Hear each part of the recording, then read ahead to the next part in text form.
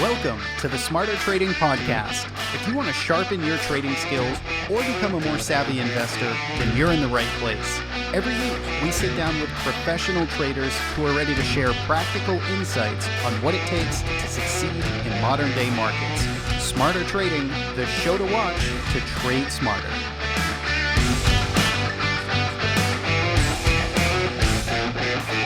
Evan Medeiros is the founder and CEO of The Trade Risk. All opinions expressed by guests are solely their own opinions and do not reflect the opinion of Evan or The Trade Risk. This podcast is for informational purposes only and should not be relied upon as the basis for investment decisions. Evan and guests may maintain positions in securities discussed in this podcast. This episode of Smarter Trading is sponsored by Investors Business Daily. IBD has been around for over 35 years, helping investors navigate each and every market cycle. If you want the best analysis and actionable trade ideas from the leader in growth investing, check out IBD Digital. Go to investors.com/Evan, that's EVAN, to get your first 2 months for only $20. Subscribe today and start trading smarter at investors.com/Evan. Thank you, IBD, for supporting financial education and making this episode possible. Now, let's get on with the show. Hello, everybody. Our guest today is Nikki Dunn, a trader, investor, and certified financial planner. Nikki is the creator of She Talks Finance, a financial education platform to help people learn money in a fun and approachable way. In this episode, we talk about Nikki's framework for picking companies and investing in stocks. She discusses the fundamental criteria she looks for, trading around positions, and the mental side of holding stocks for the long haul. We also get into the value that a certified financial planner brings to the table and some of the optimization points active traders should think about, like trading in the right account structures, taxes, and a lot more. Please enjoy this episode with Nikki Dunn. Where are you? Where are you calling from today? I'm in Austin, Texas. Nice. So you are at the epicenter of all the inflow. That's where everybody's rushing to right now. Tell me about it. The housing prices, the rent, it's a mess over here. Yeah. Well, it's good if you're already established, because then at least, I guess. It is. For home, we don't own a home. We're renters. We're nomadic. So, that's been our story. But we do have a lot of friends that have been homeowners for a while here, and they're just beside themselves with their home values right now. It's so funny. Good for them. Yeah. Lots of home equity being racked up for sure. For sure. So I know a little bit about your origin story. I know at one point you were a day trading renegade slinging around stock all over the screen, but I don't think you're doing much of that today. So why don't you give us a little bit of your sort of progression, how you get started, and kind of where you are today as a trader? Yeah. So I actually started day trading futures. And then I transitioned into day trading individual stocks. I was like, you know what? Like, stocks seem sexy and cool. I want to learn how to do this. So I ended up journeying there. And it was a grind. Like, day trading has been glamorized over the years, especially over the past year with Wall Street bets and, all of that fun stuff.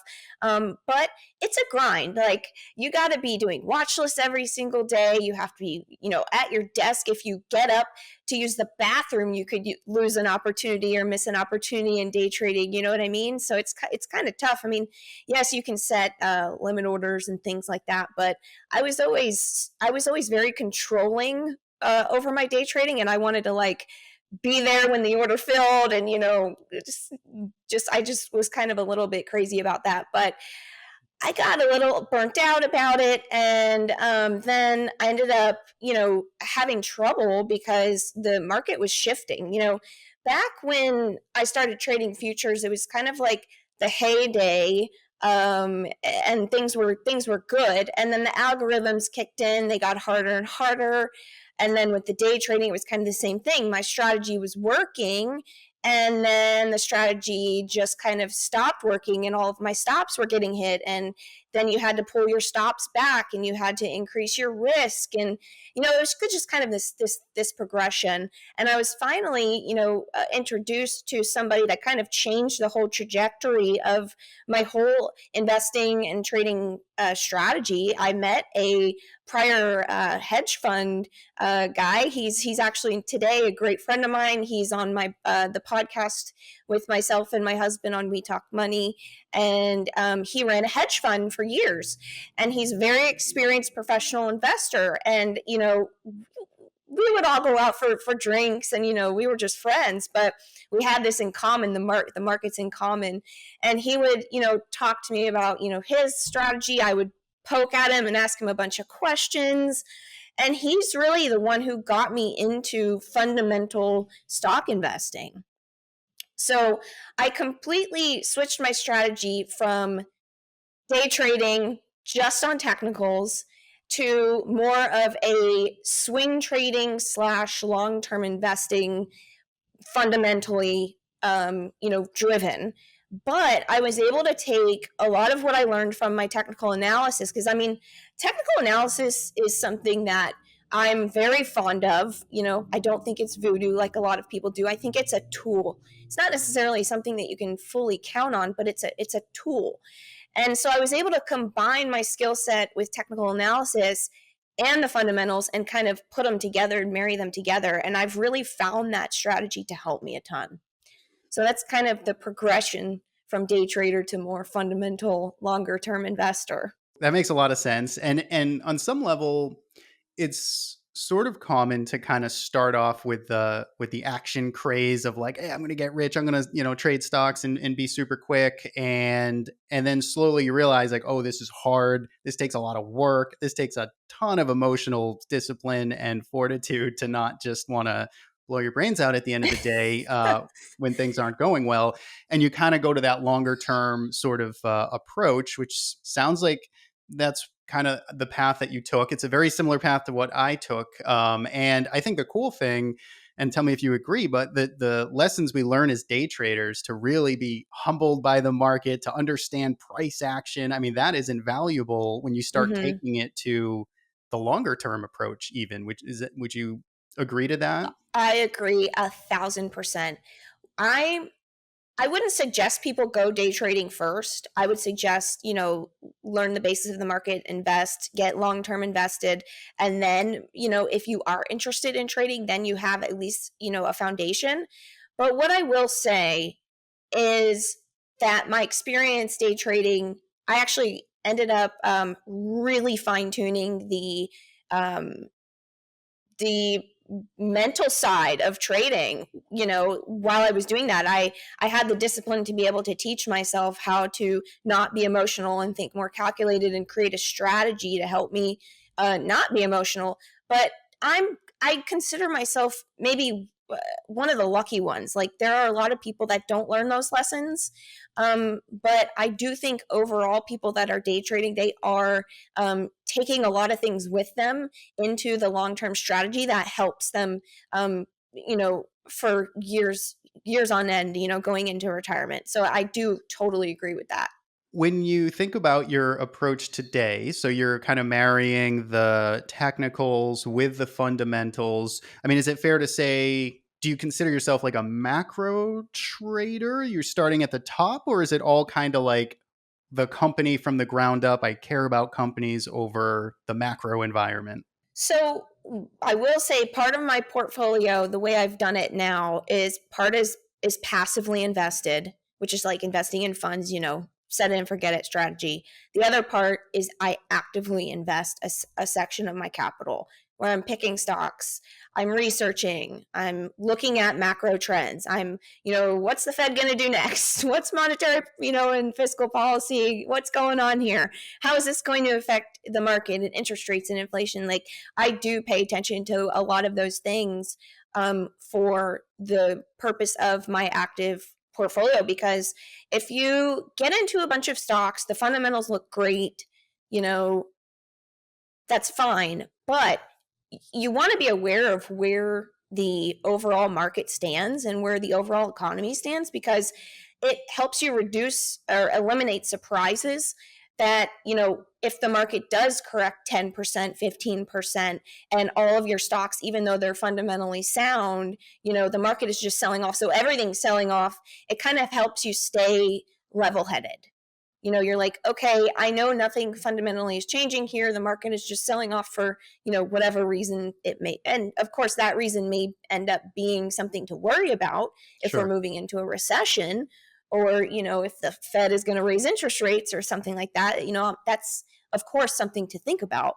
But generally, I do I do pay attention to the macro, but I don't let it necessarily derail me if I have a strong fundamental thesis in an investment, especially if it's long term. So you have your magnifying glass out, dissecting Jerome Powell's words, but not too much, not too crazy, but just enough to understand what he's talking about. I got it. Yeah, yeah.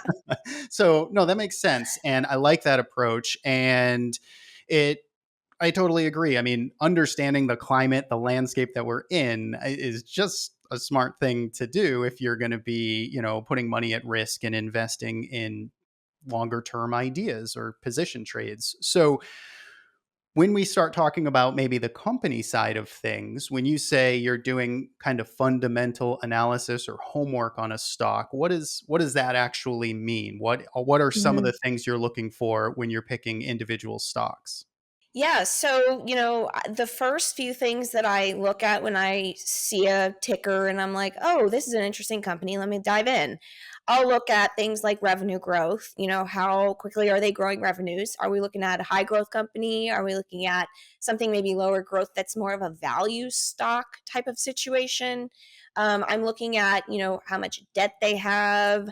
I'm looking at their valuation, something like an enterprise value to sales type of valuation metric that I'll actually take, and I'll compare that valuation metric to other similar companies and kind of see, okay, where are we at with this company? Is this company overvalued compared to this? Undervalued? Is it somewhere in the middle? Is there room here for growth? And then, if all of that looks good to me, that's when I decided to dive in a little deeper. I listened to, all of the recent earnings calls, try to get a feel for where management stands, how management sounds. Sometimes you can hear in the earnings calls that management has no clue what they're doing, and sometimes they sound really sharp and really, focused. It's kind of funny. So I try to, of course, not you can't always, sometimes they swoon you and sound like everything's rosy, but everything's not rosy too. But it's just something I do. And if I try to figure out what their growth levers are. I try to figure out where could this company go next. What are they not doing that they could be doing? What are they talking about doing that's going to help them grow and expand? And I try to just kind of take all of that and put it together and make a decision as to if it's worth my capital to invest in it or not, and where I think it could go. Is the risk to reward there for me, essentially? Yeah, yeah. So yeah, you really get your arms around kind of the whole stock, the company, and really sort of understand kind of everything that's going into it. So does that mean, so a lot of the times, and maybe this is something that's maybe bad or incorrect with our industry, is I think a lot of people, when they think, oh, fundamental investor, you're immediately in like a value camp, sort of like, oh, you're only looking for value stocks. But is that the case? Are you, obviously we all want good value, but Hmm. does growth stocks and investing in the higher beta type of names, is that something that you will still do, or is it? Absolutely. Okay. Yeah. Yeah. I definitely, I call it, actually my hedge fund buddy, his name is Travis. Him and we call it growth at a reasonable price. It can be a company that's growing revenues double digits or at very high rates, but for some reason or another, it's trading at a discount to its peers, right? It could be a scandal. It could be an outage, that happened, and if it's a tech company or something like that. But yeah, I have some value in the portfolio, but I also have some growth in the portfolio as well. And I'll even sometimes put in the portfolio some really, I don't want to call them like, I don't want to call them like Kathy Wood type of stuff, but, some vision, looking way ahead in the future, thinking about what this technology could look like 10, 20 years from now. Is it a little speculative? Probably. Do they have a lot of revenue now? There's the occasional name that's kind of in that camp, like we're thinking really long term with this, and I'll put something like that in the portfolio as well, but it won't be a large position for me. Generally I try to stick with the value and the growth at a reasonable price that I can sleep well at night knowing that I'm not buying some absurd valuation. Yeah. Yeah, that makes sense. I like that. I mean, it's very common sense, and I like that phrase, growth at a reasonable price. And yeah, I mean, if something's growing at 60%, I mean, the price is probably going to be pretty expensive, but maybe it's justifiable if it's growing at that type of year over year type of rate. So I like Right. that, and that makes a lot of sense to me. So when you are, I guess, first coming up with an idea, you just gave us a lot of great criteria you are looking through on the fundamental side. What usually comes first? Is it the technicals where you're looking at charts and saying, oh, that's an interesting sort of chart here, that's an interesting trend, and then you go look at the fundamentals? Or do you have pockets of the market that you're looking at and you kind of start fundamental first and then technicals? That's a great question, and I always go technicals first. Okay, nice. Always. Yeah. Yep. It's like in my blood. I can't stop. Yeah. First thing I do is I pop up a chart and I look at the chart and I read it and I say, okay, this like something that's gone like parabolic for, months on end or whatever. eh, I'm going to really, say, okay, let me really look at this carefully and make sure and plus, as a technical trader, you're always trying to like get the best price around support and resistance levels, or some type of key price level that you're looking for to retest. By nature, I sort of look for deals in that manner, if that makes sense. Yeah, that makes total sense. I like it. Can't get the technicals out of your blood, so I can't. yeah, that's good. That's good though, because that's usually synonymous with risk management and all that stuff. So that's a good thing, I think. So how many different positions would you have on in this type of portfolio? What's maybe a full on 100% long portfolio look like for you in terms of number of positions? I can have anywhere from 15 positions up to sometimes 25 positions. Nice. Yep. So it can kind of range, depending on what the market is doing and what the positions are doing. I try not to be too over active in that portfolio because, one thing I've learned in this is a lot of times you need time for things to play out and patience. And so, but generally, yeah, anywhere from like 15 to 25, depending on market conditions and what positions are doing. Yeah, it's a good solid number. Each position contributes a pretty meaningful amount, but still gives you that diversity. So that makes a lot of sense. Do you is there a market environment, I should say, that you would have no positions? Would you go down to a full cash or fixed income type of portfolio on this? Probably not. Okay. If like, there are just some names I'm never gonna sell, or it's gonna be really difficult for me to sell them. Yeah. Like my Apple and my Square. I've been, scaling out some profits along the way on some of those names, but like I'm always gonna hold, probably, unless something crazy happens, I'm likely gonna hold those names for a very long time. Even though they're in my active portfolio, I'm still, managing them, and I'm gonna, likely keep them in. So there are some names like that I can see myself being in for just a very, very long time. Yep. And I feel like in the markets, there's always opportunity coming and going. It's for me, with earning seasons, there's always drops in price and rises in price, and there's just always things moving.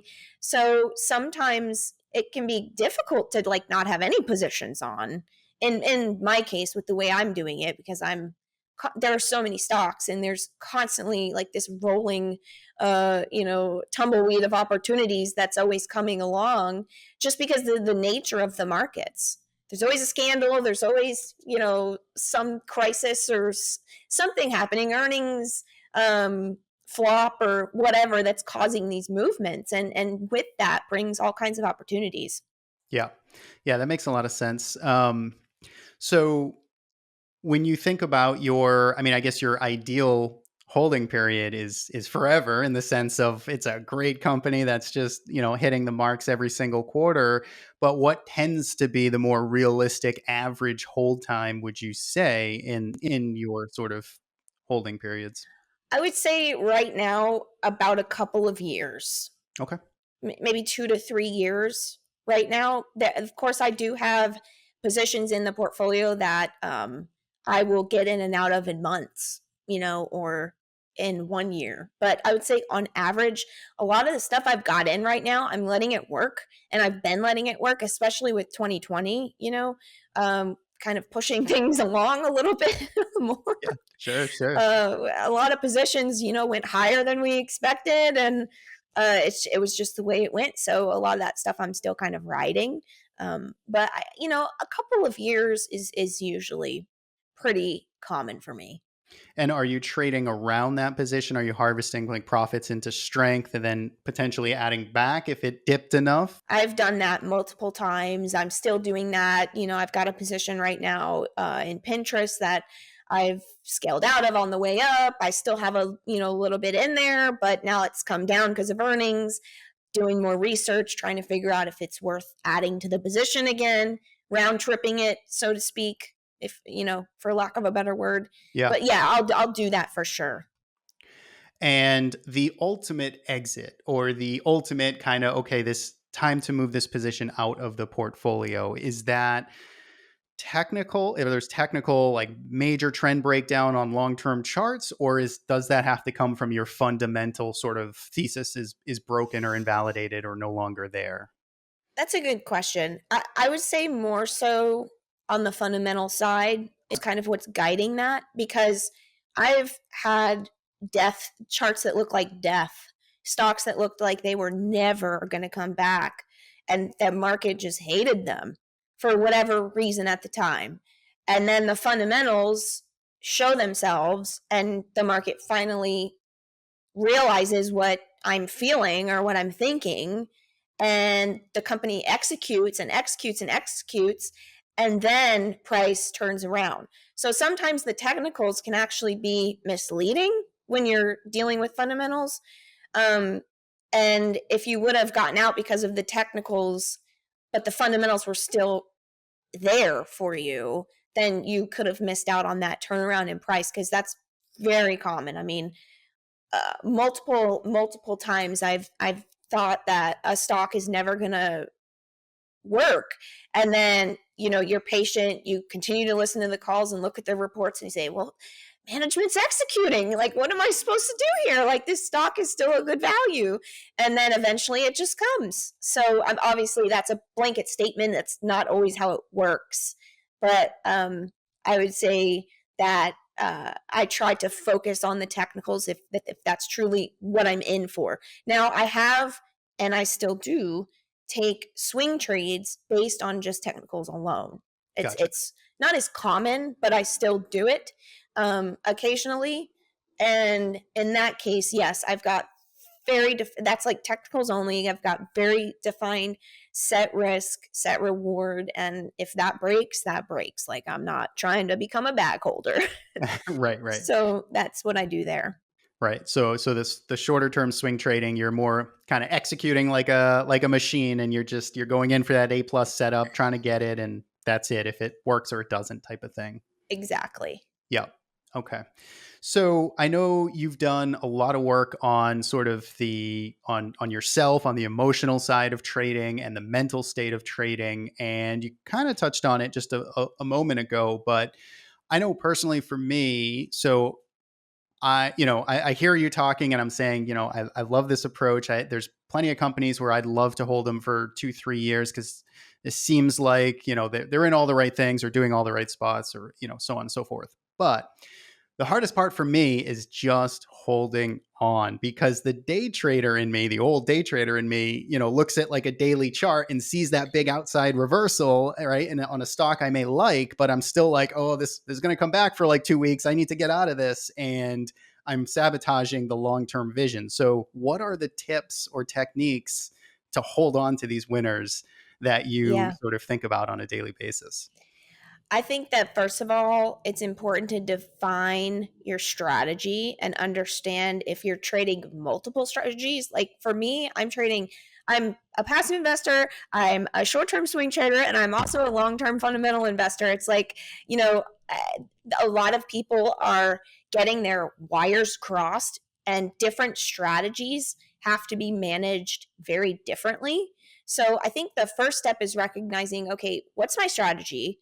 How do I manage this strategy? If I'm working with a whole nother strategy in addition to that, let me make sure that I don't confuse management styles in each strategy, right? So I think that that's the first step. And then, the second step is you want to make sure that you're going into the trade or investment with a plan. I think I think looking at the technicals is really helpful. But if you don't have a plan and you don't have set risk and set reward and understand, okay, if this company, understand fundamentally, it's kind of confusing because we're talking technicals and fundamentals, and that, when you're combining the two, what's really important is this company still fundamentally sound and executing? If it's not, if my thesis is broken, I'm going to get out. And I think that sharpening that skill set on the fundamental side helps you learn when you need to cut it and when you need to stay. So, it's really easy to say that, like, oh, just know when it's fundamentally sound or not and when to get out. It's like easy to say. But I will tell you this, that like the more you work with fundamental strategies, and the more that you research, and the more that you look at charts and back test things, and get that skill set so fine tuned, the easier that becomes. So don't like expect, you're going to nail it on the first try, right? This is a practice. Sure. I consider trading and investing a practice, just like yoga. That's the best analogy I have right now. Every day you're coming to the markets, you're learning something new, you're getting a little bit better, a little bit more flexible, and a little bit more disciplined. So that's kind of how I like to approach it. Not I think position sizing is also a real key part of that too. If you are not properly sized for your risk tolerance, and you get into something and it starts going against you, the emotions are just going to take over. It's just the way it goes. Yeah. What's the I forget, the saying is like there's really only two positions in markets. It's having too much exposure and then just not having enough. And it's Yeah. what we always deal with, where something we own is just going straight up, Bitcoin or Tesla or whatever. And it's like, oh, I wish I had more of that. But if it's going down, you're always like, oh God, I wish I had less of this. So yeah, I totally agree there. Position size is super key, and it can make your life difficult or very pleasant. And we will be right back. Those of you who know Trade Risk know we are all about rules-based investing, and that's why we are so excited to have Investors Business Daily as a podcast sponsor. It's almost impossible to avoid boom and bust trading cycles unless you've got a system that works and you're able to stick with it. That's where IBD comes in. They've been helping investors navigate market cycles with their time-tested methodology for over 35 years, which is why you need to check out IBD Digital, their subscription service that gives you access to proprietary market analysis and top trade ideas. Start with the big picture to get a pulse on the market environment. Then browse their exclusive stock lists, like the IBD 50. Finally, use their stock checkup tool to find out more about a company. All of this is available to IBD Digital subscribers, and right now podcast listeners can get their first 2 months for only $20. Go to investors.com/Evan. That's investors.com/EVAN to get started for only $20. Now, back to the show. I want to sort of switch gears a little bit, because you are a certified financial planner. And first off, what does that mean? What does a Yeah. financial planner do for their clients? Yeah. So a certified financial planner essentially is trained on all aspects of finance. They're trained, you know how you have a certified public accountant, CPA? Well, it's a similar type of, it's a designation, just like a CPA is a designation. A CFP is a designation that you can earn as well, or the CFA, which is Chartered Financial Analyst, I believe. And so it's just like that. But we're trained across all things finance, so our knowledge goes very, very wide. Everything from taxes, tax strategy, to insurance planning, to retirement planning, to investment management, to budgeting, and just estate planning, and everything in between there. So I got into this as I was running a business and working with a CPA. Actually, he became kind of like a mentor to me, and I became just enthralled with tax planning and strategies to save money on taxes, and save money on taxes over my lifetime, not just now, but my whole life. And I have been utilizing my knowledge and my education to manage my own portfolio, my own wealth. And so yeah, we're just finance people.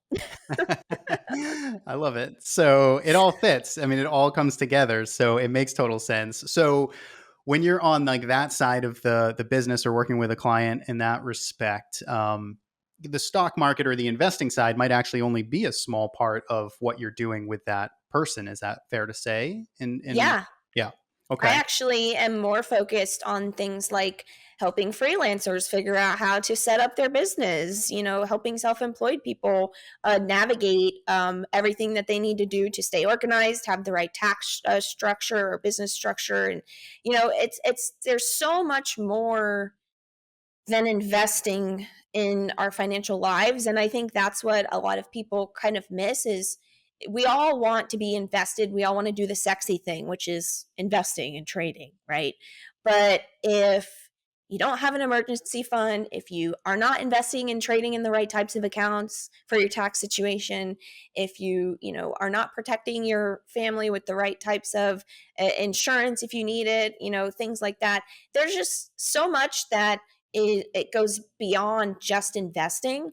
And I just try to teach that to people, that it's not sexy, but it's essential.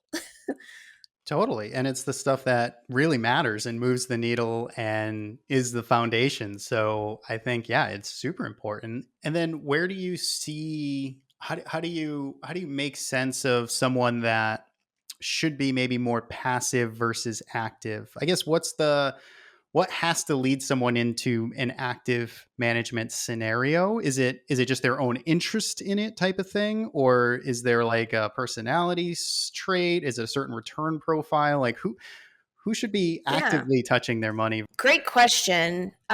So people that nobody should, or most people should not be actively investing their portfolio. Okay, most people don't have the time to do the research that is typically required to do it in a wise way. And that's fine. That's totally fine. I would say passive investing fits for most people, but there are some people that love the markets.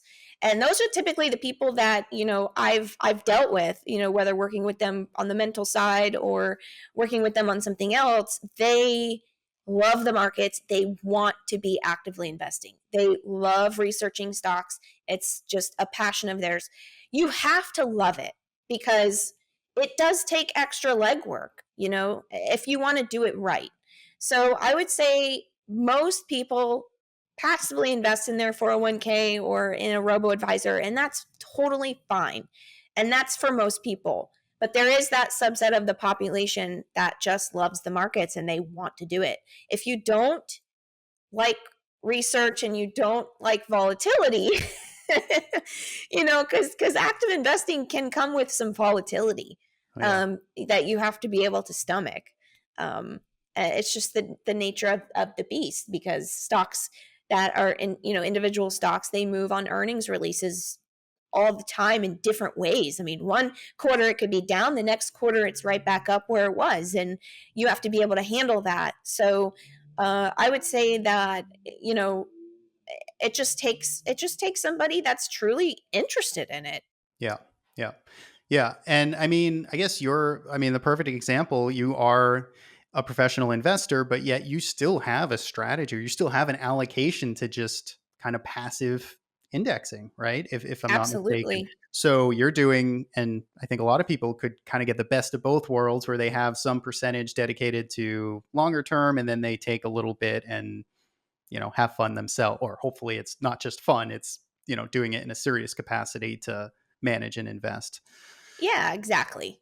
Is there anything, so we get a lot of traders, just technical traders that are listening to this and, maybe hear that you are, kind of a certified financial planner. Like, is there anything that maybe the heads down trader that is just trying to scrape out a slightly better entry, method for their strategy? Like, is there any maybe upper level things they can be thinking about that maybe can improve their bottom line? You mentioned taxes, like you mentioned, and obviously everybody's tax situations be different, but like, are there any other, like, just above the ground, get your head out of the charts for a moment, make sure you have a couple of things in order to maybe improve their bottom lines? Anything come to mind?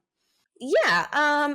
If you have a lot of day traders that are listening, which I don't know if you do or not, but for day trading, if you're truly meeting the definition of a day trader in the eyes of the IRS, there are things that you can do to be able to, like, for the typical person, we have a cap on how much in capital losses that we can deduct on our taxes. It's $3,000, and then you can carry over for the next year's anything you don't use.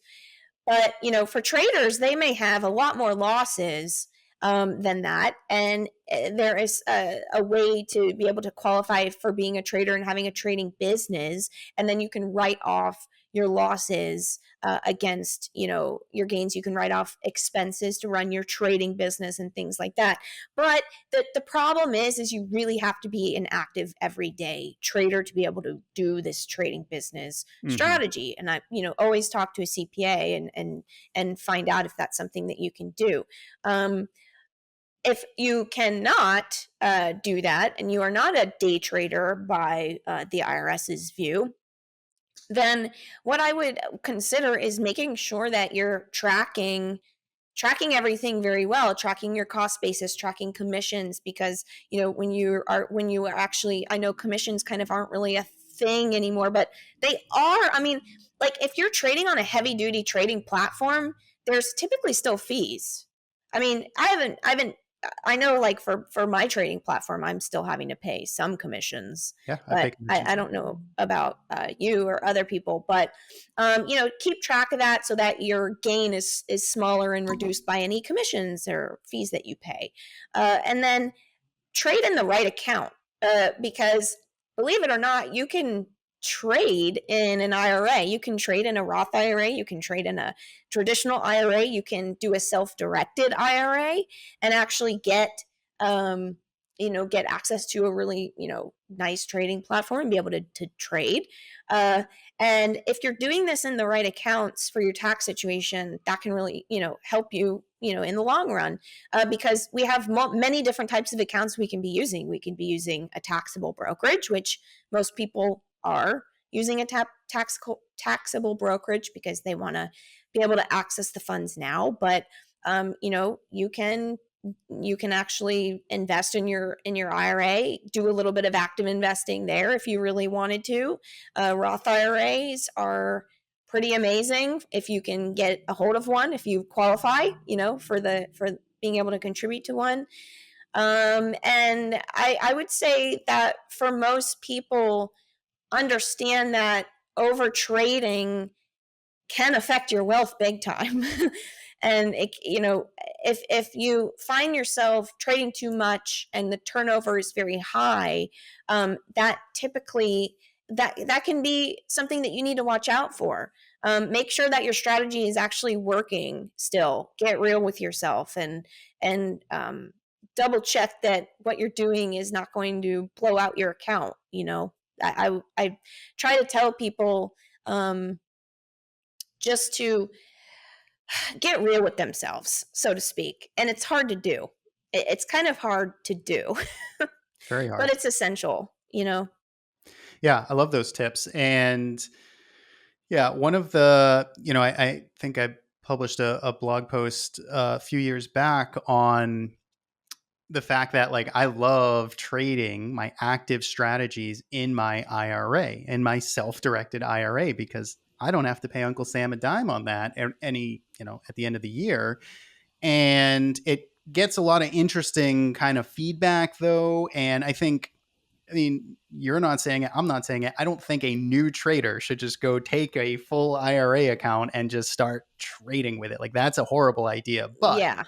if you've demonstrated success, if you've been doing this for a number of years, and now you can start to shift that to a tax deferred account, I mean, you can really compound wealth in a 10, 15 year time horizon with not paying any taxes on that. And that's a huge benefit. Yeah. Yeah, that's a good point, because the thing about a taxable brokerage and trading, you're dealing with ordinary income tax rates, if you don't hold it for a year and a day. So that's something to keep in mind. If you are trying to keep your income below a certain amount, because maybe you want to qualify for certain tax credits, or maybe you want to keep your adjusted gross income under a certain amount for a particular reason, then you want to be careful with taxable brokerages, because if you're a trader, you're likely short term. That's going to be ordinary income. It's going to increase your income. So and that's one thing.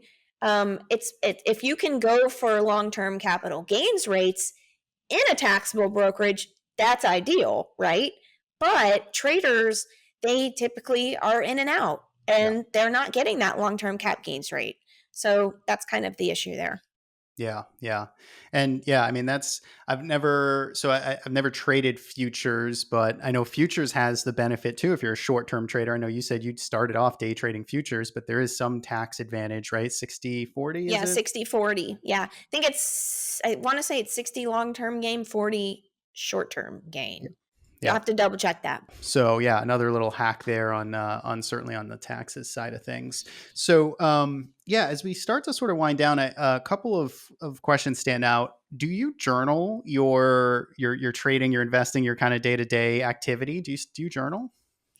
So when I was a day trader, I journaled, yes, every single trade. I found some of my old journals a few weeks ago, and I was just laughing. It's just so funny to read back on that stuff. But now what I do is I basically have a note for every single stock I'm either researching or something that I'm in. And I'll kind of go in, and I have this ongoing note of things that are happening with the company, and I can quickly go into the note, and I'll see, oh, the prior quarter I had written these notes down, and I can quickly compare the two. So I guess you can call it journaling, Yeah. but I'm documenting thoughts and statistics and things like that in a notebook. Yeah. Yeah. Nice. Are there any beliefs that you have that you would consider maybe contrarian based on conventional wisdom? So something that, I mean, maybe like we were just talking about the actively trading in tax deferred accounts. That's kind of something where maybe some people don't fully agree with that. I had another trader on recently, and we were talking about the old adage of breakout trading, and there's got to be volume on a breakout if you're going to take a breakout trade. Oh, I And gotcha. and then we were debating, well, does it really need to? Because I've done a lot of testing, and like it doesn't really seem to It matter. I mean, it's doesn't. nice. It's nice, but it's not essential. Yeah, that's funny. Yeah, so it's kind of one of those things. So, is there anything that kind of comes to mind that maybe either grinds your gears, or you just find that you think of a little bit differently than other traders, people? I will say that I'm pretty well known in our community for loving short squeezes. So, like, I am not afraid to buy a stock that has a high short interest, if I think fundamentally there's like a turnaround or like something Mm. like that, like just because it has a high short interest does not necessarily mean that it's a bad company. And it always feels like there's like a time of year where suddenly all those stocks are just moving. It always is like around the holidays, right? Where we start to see like all those stocks getting squeezed. I don't know. Maybe it's my imagination on that. I love scanning for short squeeze companies. It's like one of my favorite things to do. That and insider buying. Mm. Insider buying's a good one. Yeah. Yeah, yeah. Yeah. Insider buying. I guess this would be a contrarian viewpoint. I don't know. I kind of touched on this earlier, but I do think that people should invest long term and before they go for any type of day trading or trading period.